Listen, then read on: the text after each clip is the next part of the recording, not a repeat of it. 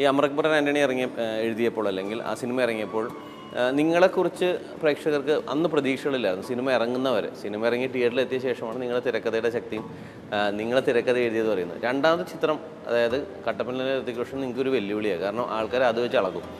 അത് വെച്ച് അളന്നിട്ട് ഇത് ശരിയായില്ലെങ്കിൽ ചീത്ത വെക്കും. ടെൻഷൻ ഉണ്ടായിരുന്നു ഇത് എഴുതിയപ്പോൾ, അല്ലെങ്കിൽ ഇത് ഷൂട്ട് ചെയ്ത സമയത്ത്? ടെൻഷൻ എഴുതുമ്പോൾ തുടങ്ങിയിട്ടുണ്ടായിരുന്നു. കാരണം അങ്ങനെ ഒരു വലിയ സിനിമ കഴിഞ്ഞിട്ട് ഇത് അഭിനയിക്കാൻ ഞങ്ങളെല്ലാം ഉദ്ദേശിച്ചെങ്കിൽ പോലും എഴുതുമ്പോൾ തന്നെ ഞങ്ങൾ അതിൻ്റെ ആയിട്ട് കമ്പയർ ചെയ്യരുതാരും എന്ന് ബോധപൂർവം കരുതിയിട്ടാണ്. എൻ്റയർലി ഡിഫറെൻ്റ് ആയിട്ടുള്ള ഒരു പശ്ചാത്തലം, വേറൊരു സബ്ജക്റ്റ്, ഒരിക്കലും അതുമായിട്ട് കമ്പാരിസൺ വരരുതെന്നുള്ള രീതിയിലാണ് ഞങ്ങൾ എഴുതുമ്പോൾ തുടങ്ങി ശ്രദ്ധിച്ചിട്ടുണ്ട്. നാദിർഷക്ക് ഇങ്ങനൊരു കാസ്റ്റിങ്ങിലേക്ക് വന്നതും ആ ഒരു ചിന്തയിലായിരിക്കാം ചിലപ്പോൾ. എന്തായാലും അതുമായിട്ടൊരു ബന്ധമില്ലെന്നാണ്. കമ്പാരിസൺ ഇല്ലെങ്കിലും ആ സിനിമയുടെ ഒരു ക്വാളിറ്റി, അല്ലെങ്കിൽ ആ സിനിമയുടെ ഹ്യൂമറിൻ്റെ ഒരു ക്വാളിറ്റി വെച്ചായിരിക്കും നിങ്ങൾ അടുത്ത സിനിമയിൽ നടക്കുന്നത്. കാരണം ഒരു ഇച്ചിരി കുറഞ്ഞ പറയും ഇവന്മാരെന്തോ ചെയ്യുന്നത് കഴിഞ്ഞ അവിടെ രസമായിരുന്നു. സ്വാഭാവികമായിട്ട് നമ്മൾ എല്ലാ മലയാളികളും പറയുന്നൊരു കാര്യമാണ്. അതാണ് ഈ ഹ്യൂമർ എഴുതുമ്പോഴും അതേപോലെ എന്തെങ്കിലും ശ്രദ്ധിച്ചിരുന്നോ പ്രത്യേകിച്ച്?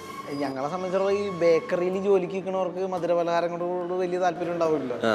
അവർക്ക് മധുരം തോന്നണമെങ്കിൽ എന്തോരം വേണം എന്ന് പറഞ്ഞ പോലെയാണ് ഞങ്ങൾക്ക് ഈ പറഞ്ഞ പോലെ ആളുകളെ പോലെ. അതെ അതെ. അപ്പോൾ ജനങ്ങളെപ്പോലെ തന്നെ നമുക്കും ഭയങ്കര കൺസേൺഡാണ് ആ കാര്യത്തിൽ. ഹ്യൂമർ ഒട്ടും കുറഞ്ഞു പോകരുത് എന്ന് വെച്ച് തമാശയ്ക്ക് വേണ്ടിയിട്ടൊരു തമാശ ഇതിൽ ചെയ്തിട്ടുമില്ല. സിറ്റുവേഷനിലായിട്ട് മാച്ച് ചെയ്യുന്ന ഹ്യൂമറുകൾ മാത്രമേ ഇതിലുള്ളൂ. പക്ഷെ അതൊക്കെ നന്നായിട്ട് വന്നിട്ടുണ്ടെന്നാണ്. എന്താണ് സിനിമയിലെ പാട്ടുകളുടെ കാരണം കഴിഞ്ഞ സിനിമയിലെ പാട്ട് നല്ല രസമുള്ള 2-3 പാട്ടുകളുണ്ടായിരുന്നു, ഇമ്പുള്ള പാട്ടുകളുണ്ടായിരുന്നു. ഈ സിനിമയിലും പാട്ടുകൾ വെച്ചൊരു പ്ലേ ഉണ്ടോ? 3 പാട്ടുകളാണ് ഉള്ളത്. നാദിർഷക്ക് തന്നെയാണ് മ്യൂസിക് ചെയ്തിരിക്കുന്നത്. സന്തോഷ് വർമ്മയും ഹരിനാരായണനുമാണ് എഴുതിയിരിക്കുന്നത്. ഇതിന് കൊറിയോഗ്രാഫി ചെയ്തിരിക്കുന്നത് ഒരെണ്ണം ദിനേശ് മാസ്റ്റർ, ഒരെണ്ണം വൃന്ദ മാസ്റ്റർ, ഒരെണ്ണം കലാ മാസ്റ്റർ. ദിനേശ് മാസ്റ്റർ അങ്ങനെ സൗത്ത് ഇന്ത്യയിലെ നമ്പർ 1 കൊറിയോഗ്രാഫറാണ് പുള്ളി. പക്ഷേ സോങ്ങിലൊന്നും പുള്ളി പ്രത്യക്ഷപ്പെടാറില്ല. ബുദ്ധിമുട്ടിയെന്ന് വെച്ച് കഴിഞ്ഞാല് പാട്ട് കണ്ടിട്ട് എല്ലാവരും നന്നായി പറയുമ്പോ അതിന്റെ ക്രെഡിറ്റ് മൊത്തം പുള്ളിക്കാണ്. ദിനേശ് മാസ്റ്റർ ഡാൻസ് പഠിച്ചാണോ അല്ലെ അങ്ങനെ പഠിപ്പിച്ചാണോ?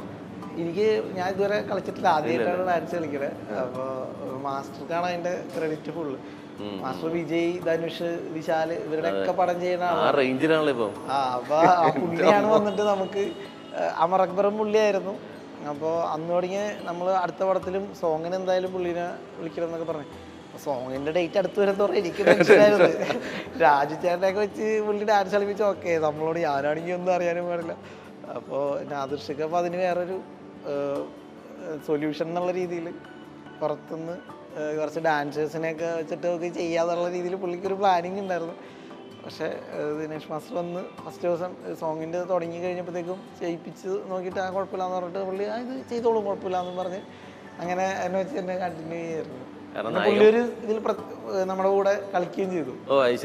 മാസ്റ്റർ പറഞ്ഞ് വിശാൽ ചൊല്ലി കൂടെ അവൻ കൂടെ ആടല്ലേ മൊത്തമായിട്ട് വന്നപ്പോൾ ഭംഗിയുണ്ടായിരുന്നു അല്ലേ? പാട്ടെല്ലാം ഷൂട്ട് ചെയ്ത് കഴിഞ്ഞു. യൂട്യൂബിലൊക്കെ നമ്മുടെ സോങ് ഹിറ്റാണ്. തമാശ മാറ്റിയെടുത്ത് വളരെ കാര്യമായിട്ട് ചോദിക്കുമ്പോൾ, ഒരു തിരക്കഥ എഴുതുമ്പോൾ അല്ലെങ്കിൽ നിങ്ങൾ ഒരു സിനിമ കഴിഞ്ഞ് അടുത്തൊരു തിരക്കഥ കൺസീവ് ചെയ്യുമ്പോൾ നേരത്തെ പറഞ്ഞ പോലെ ചുറ്റുമുള്ള കാര്യങ്ങൾ നോക്കി അല്ലെങ്കിൽ ചുറ്റുമുള്ള കാര്യങ്ങൾ പഠിച്ചാണ് തിരക്കഥ എഴുതുന്നതെന്ന് പറഞ്ഞു. ഇപ്പോഴത്തെ കാലഘട്ടത്തിൽ അതായത് ഒരുപാട് സിനിമകളാണ് ഇപ്പോൾ ഇറങ്ങുന്നത്. സിനിമകളെക്കാട്ടും കൂടുതൽ കോമഡി നമ്മൾ ടി വിയിൽ കാണുന്നുണ്ട്. ടി വിയിലെ പല സ്കിറ്റുകളിലും സിനിമയെക്കാളും ഉഗ്രം കോമഡികൾ കിട്ടുന്നുണ്ട്. ആ ഒരു സാഹചര്യത്തിൽ നിങ്ങൾ എങ്ങനെയാണ് പിടിച്ചേക്കാൻ സ്ക്രിപ്റ്റ് എഴുതുന്നത്? അത് ഇപ്പം എല്ലാവരും തമാശക്കാരാണ്. കാരണം വാട്സപ്പിലൂടെയൊക്കെ വരുന്ന ട്രോളുകൾ നമ്മളൊക്കെ പൊട്ടിച്ചിരിച്ചു പോകാറുണ്ട്. അപ്പോൾ അതിനൊക്കെ ബീറ്റ് ചെയ്യണ തമാശ വേണം നമ്മൾ ഇനി എഴുതാൻ.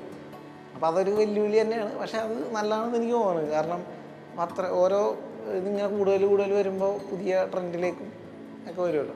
കാരണം സെക്കൻഡിൻ്റെ ഒരു അംശത്തിലാണ് ഇപ്പം തമാശ പറഞ്ഞു തീർക്കുന്നത്. കാരണം ഈ ട്രോളുകളിലും എല്ലാം കൂടെ. പക്ഷെ നിങ്ങൾക്ക് 1.5 മണിക്കൂർ ആൾക്കാരെ അല്ലെങ്കിൽ 2 മണിക്കൂർ ആൾക്കാരെ എൻ്റർടൈൻ ചെയ്ത് നിർത്തണം. ഫുൾ ടൈം കോമഡി എന്നല്ല പറയുന്നത്. 1.5 മണിക്കൂർ എൻ്റർടൈൻ നിർത്തണം.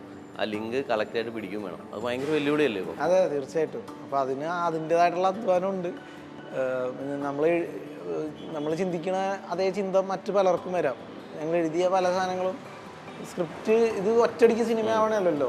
ഇത് ഒരുപാട് നാളത്തെ കാലതാമസമുണ്ട്. നമ്മൾ ചിന്തിച്ച് എഴുതി വെച്ചിരിക്കുന്ന ഒരു കാര്യം കുറച്ച് നാൾ കഴിഞ്ഞ് ഷൂട്ടിനോട് അടുക്കുമ്പോഴായിരിക്കും പഴയതേ പോകും.